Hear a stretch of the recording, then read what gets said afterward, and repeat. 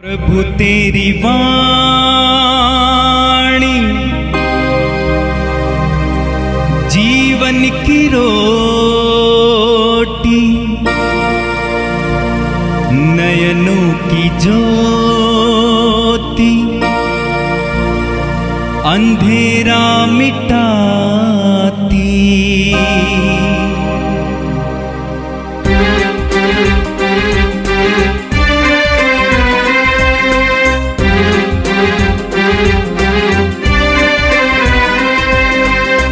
प्रभु तेरी वाणी जीवन की रोटी, नयनों की ज्योति, अंधेरा मिटाती। प्रभु तेरी वाणी जीवन की रोटी, नयनों की ज्योति, अंधेरा मिटाती। वाणी वाणी वाणी वाणी वाणी पवित्र है, शाश्वत है, जीवन का मन्ना है। 10 अक्टूबर शनिवार।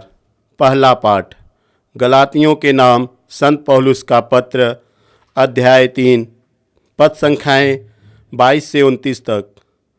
धर्म ग्रंथ ने सब कुछ पाप के अधीन कर दिया, जिससे यीशु मसीह में विश्वास के द्वारा विश्वास करने वालों के लिए प्रतिज्ञा पूरी की जाए।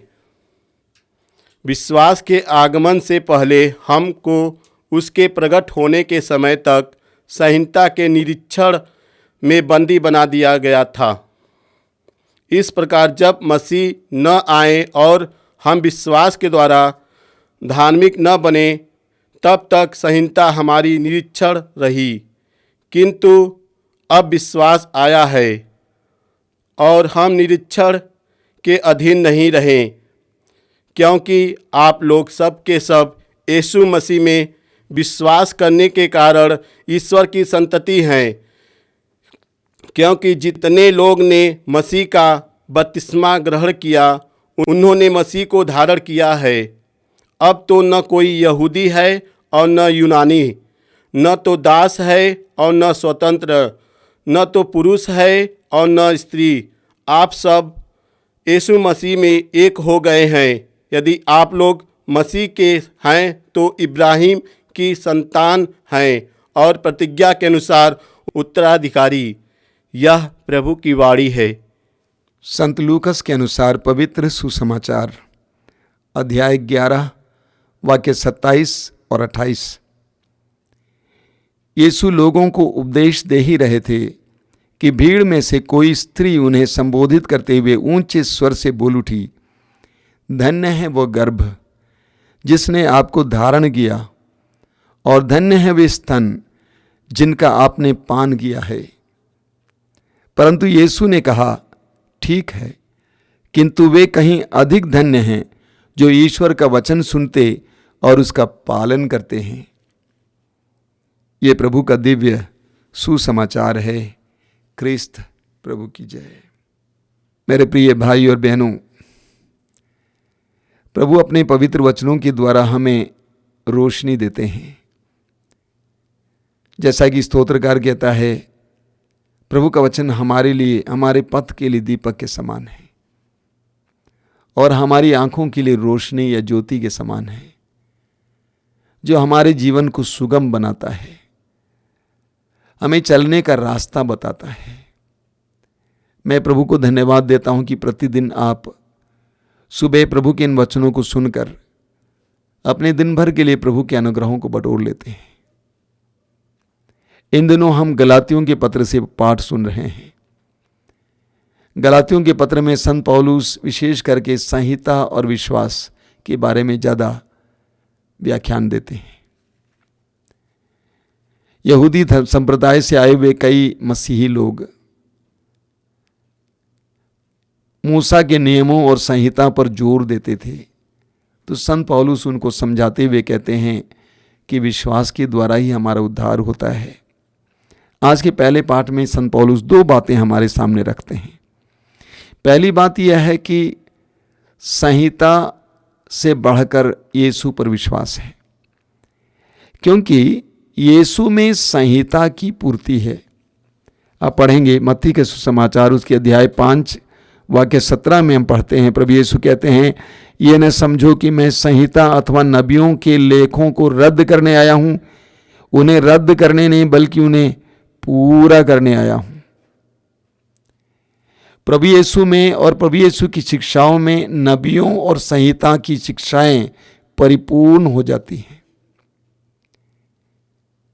पुराने विधान, विशेष करके तोरा यानी मूसा के द्वारा दिए गए उन 5 ग्रंथ जो यहूदियों के लिए नियमों या संहिताओं का ग्रंथ है, उस ग्रंथ की पूर्ति हमें प्रभु यीशु की शिक्षाओं में मिलती है और उस ग्रंथ की पूर्ति हमें प्रभु यीशु में मिलती है। इसीलिए पौलुस कहते हैं, यीशु में विश्वास, उन संहिताओं में विश्वास है। आप यीशु में विश्वास करेंगे तो आप जानिए आपने उन संहिताओं का भी पालन किया है। दूसरी बात संत पौलुस कहते हैं, वो बात क्या है कि पौलुस कहते हैं कि हम लोग एक बन गए हैं। देखिए, यहूदी लोग अपने आप को अलग जाति मानते थे। वे ज्यादा सांप्रदायिक थे, सेक्टेरियन थे। वे अपने आप को ज्यादा पवित्र मानते थे, अन्य लोगों को गैर मानते थे, अन्य लोगों को अशुद्ध मानते थे, अन्य लोगों के साथ उनका कुछ लेना देना नहीं होता था। तो यहूदी अपने आप को अलग मानते थे। लेकिन पौलुस कहते हैं प्रभु यीशु के द्वारा सब कोई एक हो गए हैं। प्रभु यीशु ने सबको बुलाया पिता के नाम पर, ईश्वर के नाम पर। थके मांदे बोझ से दबे लोगों, सब के सब मेरे पास आओ। तो पौलुस कहते हैं गलातियों से कि हम सेक्टेरियन, हम सांप्रदायिक नहीं रह सकते। प्रभु यीशु ने हमारा घेरा बड़ा कर दिया है, हमारे संसार को बड़ा कर दिया है। यीशु में सभी एक हो गए हैं, न यहूदी न गैर यहूदी, न दास न मालिक, कोई फर्क नहीं है। हर प्रकार की दीवार को प्रभु यीशु ने तोड़ दिया है। कोलोसियों के पत्र के अध्याय 1 वाक्य 20 में संत पौलुस कहते हैं कि प्रभु यीशु ने सबके बीच की दीवार को तोड़कर शांति की स्थापना की, अपने मृत्यु, अपने लहू, अपने क्रूस के द्वारा। तो प्रभु यीशु ने सबको एक कर दिया है। आज की सुसमाचार में छोटा सुसमाचार, 2 वचन, उसमें हमें बहुत सुंदर वचन सुनने को मिले हैं। सबसे पहले हम पढ़ते हैं कि प्रभु यीशु एक जगह पे उपदेश दे रहे थे। प्रभु के वचनों को सुनकर, उसकी गंभीरता को सुनकर, उसकी गहराई को सुनकर एक नारी ने पुकार कर कहा, धन्य है वो स्तन जिससे आपने पिया है, धन्य है वो गर्भ जिसने आपको धारण किया है। एक मां की सफलता उसके बच्चों में है। यानी वो नारी बताना चाहती है कि आपकी मां कितनी सफल है, उसने आपको दूध पिलाया, कितना अच्छा कार्य किया, उसने आपको धारण किया, कितना अच्छा कार्य किया, उसका जीवन सफल हो गया है।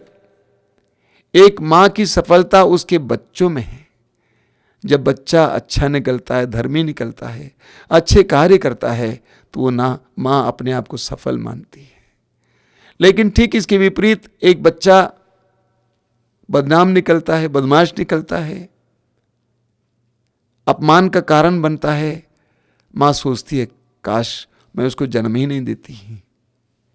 तो नारी कहती है कि वो स्तन कितना धन्य है जिससे आपने पिया, वो गर्भ जितना धन्य है जिसने आपको धारण किया। प्रभु ने इस बात को उठाया और आगे कहते हैं, प्रभु ने कहा ठीक है, यानी मां मरियम धन्य है। मरियम धन्य है क्योंकि उसने मुझे धारण किया। मरियम धन्य है क्योंकि उसके स्तन से मैंने पिया। हाँ ठीक है। आगे प्रभु कहते हैं, किंतु वे कहीं अधिक धन्य हैं जो ईश्वर का वचन सुनते और उसका पालन करते हैं। प्रभु यीशु कहते हैं ईश्वर का वचन सुनने वाले और उसका पालन करने वाले उनकी मां से भी महान हैं।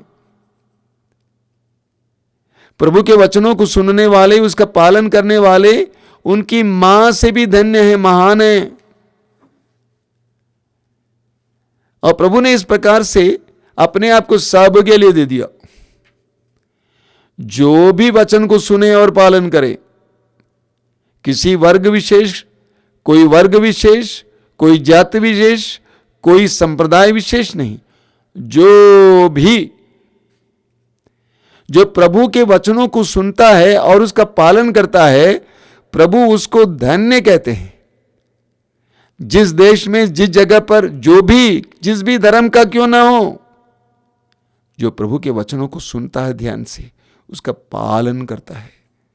जानते ही प्रभु यीशु ने कितनी सुंदर बात मत्ती अध्याय 7 वाक्य 24 से 27 तक में कहा। प्रभु ने कहा कि जो इन बातों को सुनता है और उसका पालन करता है, वो उस बुद्धिमान मनुष्य की तरह है जिसने अपना मकान चट्टान पर बनवाया। वर्षा आई, नदियों में बाढ़ आई, आंधी चली, उस मकान से टकराई, लेकिन वो मकान नहीं गिरा क्योंकि उसकी नींव चट्टान पर थी। लेकिन जो इन बातों को सुनता है लेकिन उसका पालन नहीं करता है, वह उस मूर्ख की तरह है जिसने अपने मकान को बालू पर बनवाया। वर्षा हुई, नदियों में बाढ़ आई, आंधियां चली, उस मकान से टकराई, मकान गिर गया। तो प्रभु यीशु उन लोगों को धन्य कहते हैं जो प्रभु के वचनों को सुनते हैं और उसका पालन करते हैं। प्रभु यीशु उनको बुद्धिमान कहते हैं जो उनके वचनों को सुनते हैं और उसका पालन करते हैं। मत्ती के सुसमाचार के अध्याय 5 उसके 19 में प्रभु कहते हैं, जो मेरी आज्ञाओं में से छोटी सी छोटी आज्ञा का भी पालन करता है और दूसरों को भी पालन करना सिखाता है, वो स्वर्ग के राज में बड़ा माना जाएगा। जो प्रभु की आज्ञाओं में से छोटी छोटी आज्ञा का भी पालन करता है और दूसरों को पालन करना सिखाता है, स्वर्ग के राज में बड़ा माना जाएगा। लेकिन जो उसका पालन नहीं करता है और दूसरों को भी पालन करना नहीं सिखाता है, वो स्वर्ग के राज में छोटा माना जाएगा। एक गहरी बात है, समझने वाली बात है। विशेष करके मैं अपने मसीही भाई बहनों को बताना चाहता हूँ, प्रभु के वचन को सुनना, उसका पालन करना प्रभु की दृष्टि में एक महान कार्य है।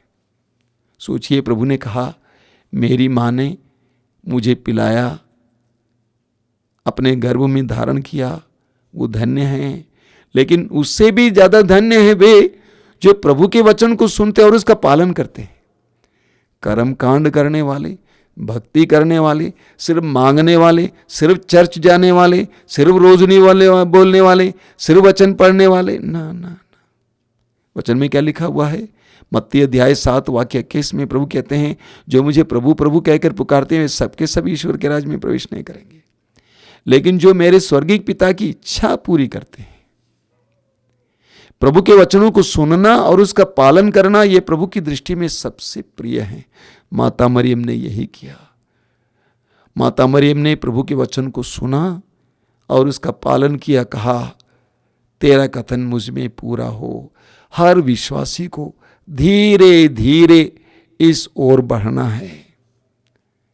मैं जानता हूं अधिकतर विश्वासी, मुझे माफ करना, अधिकतर मसीही और विश्वासी स्वार्थी हैं।